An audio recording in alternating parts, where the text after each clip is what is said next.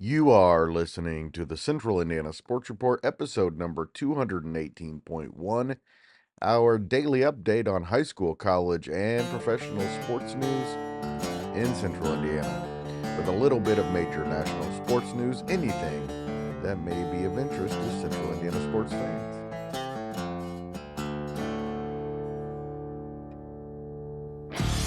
You're listening to the Central Indiana Sports Report with your host, Greg Mengels.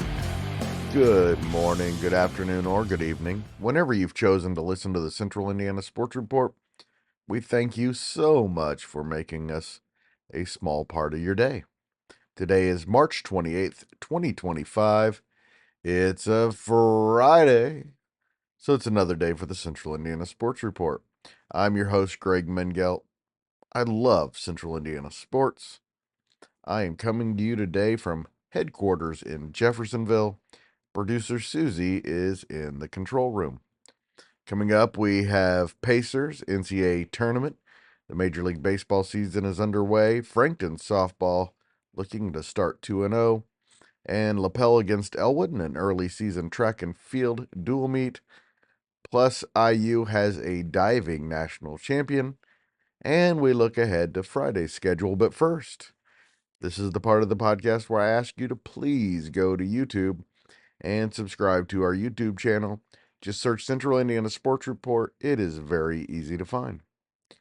Also, we have our state finals preview and predictions with Michelle Garman and Grant Schaus that we released early Friday morning. Also released earlier Friday is Grant's Manchester 2A State Championship preview with interviews with Coach Henson and 4 of the Squire star players. We also had a women's basketball report with Josh Sigler and Michelle Garman. And our Major League Baseball season preview is coming up sometime this weekend, if all goes according to plan. Down to the Sweet 16, the NCAA tournament resumed Thursday with 4 regional semifinals. In the East and Newark, both Duke and Alabama reached triple figures and cruised into the Elite Eight. Alabama went 25 for 51 from behind the three-point arc and a 113-88 win over BYU. And Duke freshman Cooper Flagg had 30 points, 7 assists, 6 rebounds, and 3 block shots in the Blue Devils' 100-93 win over Arizona. So it'll be number 1 seed Duke against number 2 seed Alabama at 8:49 Saturday, with a spot in the Final Four on the line. Before that, it'll be Florida against Texas Tech for the West Regional Championship in San Francisco at 6:09 Saturday. The Gators pulled away from Maryland in the second half for an 87-71 victory. Before the game of the night and perhaps the game of the tournament so far, Texas Tech came from 16 points down in the final 10 minutes to force overtime and eliminate John Calipari's Arkansas Razorbacks 85-83. Arkansas was the only double-digit seed left in the tournament. The regional semifinals continue Friday in Atlanta and Indianapolis. It starts at 7:09 p.m. on CBS with Michigan State against Ole Miss, then 9:39 with Auburn against Michigan in Atlanta. On TBS and in Indianapolis at Lucas Oil Stadium, it's Tennessee against Kentucky at 7:39. Then the featured event, your Purdue Boilermakers against top seed Houston at 10:09 p.m. Purdue coach Matt Painter said, "The Cougars are a number 1 seed for a reason." Houston is a fabulous all-around team. Number 1 team in the country in defense, but also three-point percentage. And then they have players, that come off the bench for them that are great players. And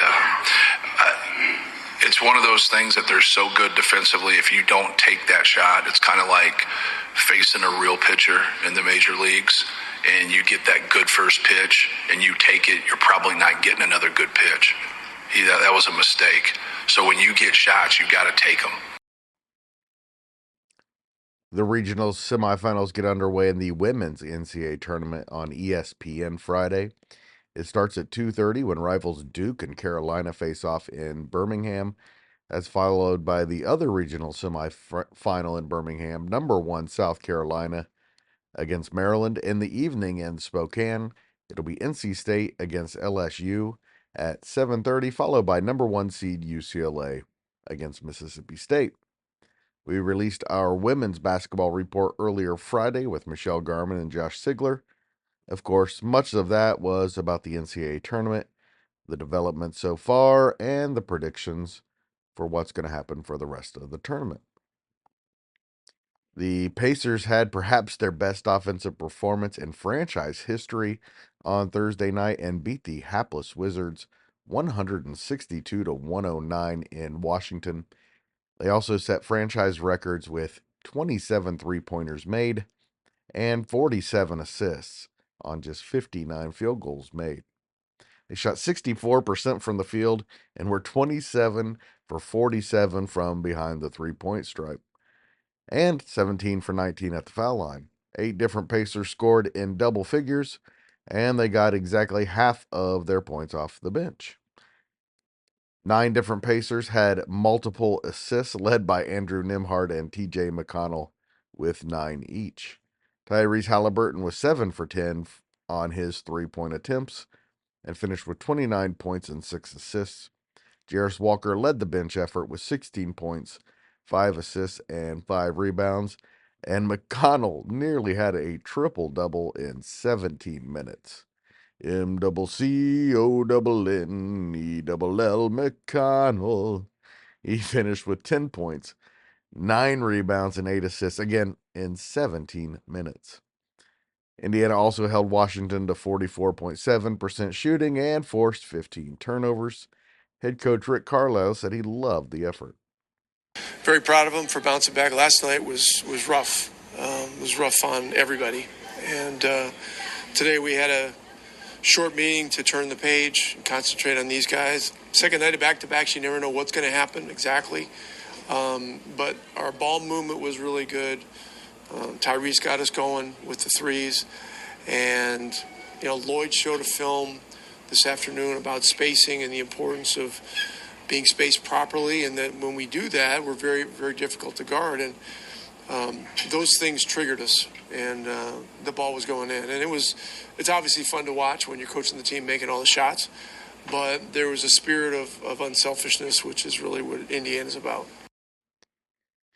The Pacers are now 43-30 with just 9 regular season games left. They remain 4th in the East, 2 games ahead of Detroit and 2.5 ahead of Milwaukee, and just 2.5 behind the Knicks for 3rd.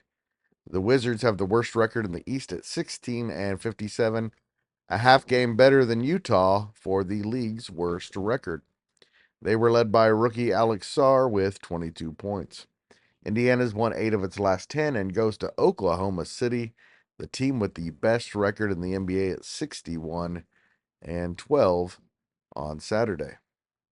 The Major League Baseball season got underway for real on Thursday. The Cubs won 10-6 in Arizona. The Reds blew a late lead in a 6-4 loss to the Giants. The Cardinals beat the Twins 5-3 in St. Louis. The Yankees topped Milwaukee 4-2. The Red Sox beat Texas 7-3. The White Sox beat the Angels 8-1 in Comiskey. The Padres beat the Braves 7-4. The Dodgers got past the Tigers 5-4, and the Mariners beat the A's 4-2 on the West Coast. We'll have our Major League Baseball season preview special sometime this weekend, assuming all goes according to plan. Frankton softball is 2-0 after beating Knightstown 14-1 on Friday. Ava Stanley had another big game, going 2 for 2 with a triple. She scored 3 times and drove in 4 runs. Paige Parker also drove in 3 runs, and Cassidy Ward, Mallory Clark, and Mia Brooks all crossed the plate twice. Zoe Kappas allowed just 1 run on 2 hits in 3 innings. As the Frankton starter, she and Parker combined for 12 strikeouts in the win. In a track meet at Lapel against Elwood, Bulldogs sophomore Reed Hamilton set a school record in the long jump in the opening meet of the year by leaping 22 feet, 3.5 inches, according to Rob Hunt, who covered the meet for the Herald Bulletin. Lapel won 12 of the 14 events in the girls' meet and 13 of the 14 in the boys' meet. The Bulldogs also won all 6 relays. Simon Nicholson won the 800 and 1600. Jack Miller won the 100 and 200. For the Lapel girls, Crosley Riggs won the 100 hurdles and the long jump. Avery Scruggs swept the sprints. Sophie Goodwin won the 1600 and was part of 2 winning relay teams. Elwood's win came from, in the boys' meet, Caleb Bombauer in the shot put, and for the girls, Trinity Gibbons in the discus, and Madison Patton in the 3200. Indiana senior Quentin Henninger won the 1-meter diving national championship Thursday in Federal Way, Washington. Henninger easily bested Stanford's Jack Ryan and USC's Moritz Westman to win his first NCAA championship.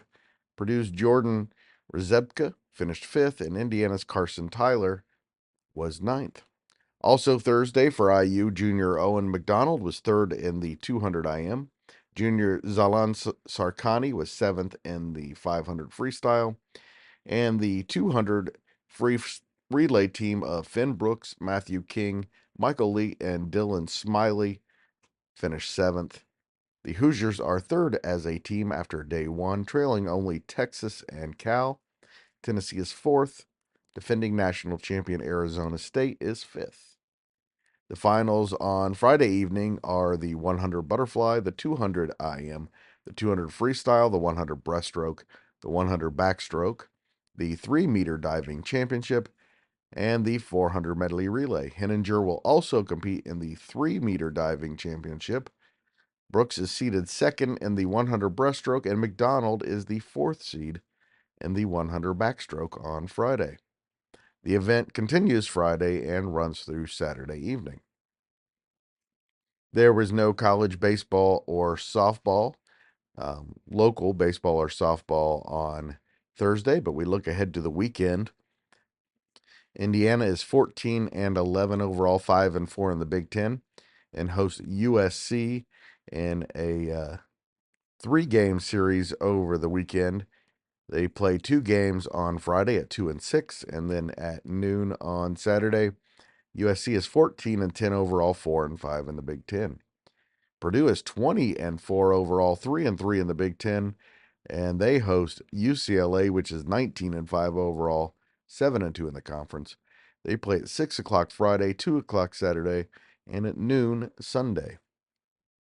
Ball State is at Akron for a Friday, Saturday, Sunday series. Ball State is 17 and 9, 5 and 1 in the MAC. Akron is 6 and 18 overall, 0 and 9 in the MAC. The two teams get together at 10 a.m. Friday, 1 o'clock Saturday, and 1 o'clock Sunday. NAIA number 18 Taylor goes to Bethel for a doubleheader on Friday. Taylor's 26 and 5, 17 and 1 in the Crossroads. Bethel's 10 and 16, 5 and 13 in the conference. The games are scheduled for 1 o'clock and 4 o'clock. Also in the Crossroads, 17 and 7, Indiana Wesleyan hosts 14 and 13 Marion in a doubleheader Friday at 3 o'clock and a doubleheader Saturday at 1 o'clock. And 9 and 20 IUK is at 14 and 14 Midway at 3 o'clock on Friday. They also play a doubleheader at noon and 3 on Saturday.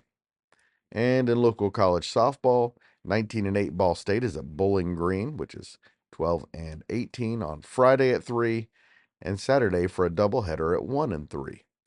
Number 11 Marion goes to number 15 Indiana Wesleyan in a big series.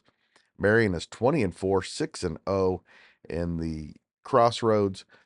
Indiana Wesleyan's 21 and 3, 4 and 2 in the Crossroads. That doubleheader starts at 4 o'clock on Friday. Indiana Wesleyan then packs up and goes to Bethel for a doubleheader at 1 o'clock on Saturday. 18 and 8 Taylor also hosts a couple of doubleheaders this weekend. On Friday, they will take on Calumet at 5 and 7. Then they are also at home on Saturday for a conference doubleheader against number 11 Marion. To men's volleyball, 16-8 Ball State has won 3 matches in a row and hosts 7-13 Quincy at 7 o'clock on Friday. In track and field, IU is competing in the Battle of the Bayou at LSU against a very tough field that includes, of course, LSU, Alabama, Arizona, Baylor, Kansas, Michigan, Mississippi State, Missouri, Penn State, USC, and Texas A&M. That meet lasts all weekend and gets underway at 12:25 on Friday. And of course, we're less than 24 hours away from the boys basketball state finals at the Fieldhouse. It starts at 10:30 a.m. with the Class A title game, number 3 Clinton Prairie against number 4 Orleans, followed by number 4 Manchester against University in the 2A state championship. In the night session Saturday, fireworks expected as number 2 South Bend St. Joe takes on number 7 Crispus Attucks in the Class 3A championship, followed by the big one in Class 4A. Top-ranked and defending state champion Fishers takes on Jeffersonville. The two teams predicted to be there before the season began. And now you know everything we know about Central Indiana sports. Thank you so much for listening. We post the daily report every day at 1 o'clock, at least on weekdays, sometimes on weekends. I sleep in a little, and it's a little later. I'll get it done when I can. Thank you for your patience. And again, thank you so much for listening. If you'd like to see the Central Indiana Sports Report continue to grow and thrive, please share it with your friends and family. The Central Indiana Sports Report is a product of ITG Media, and I love Susie, and Boiler Up.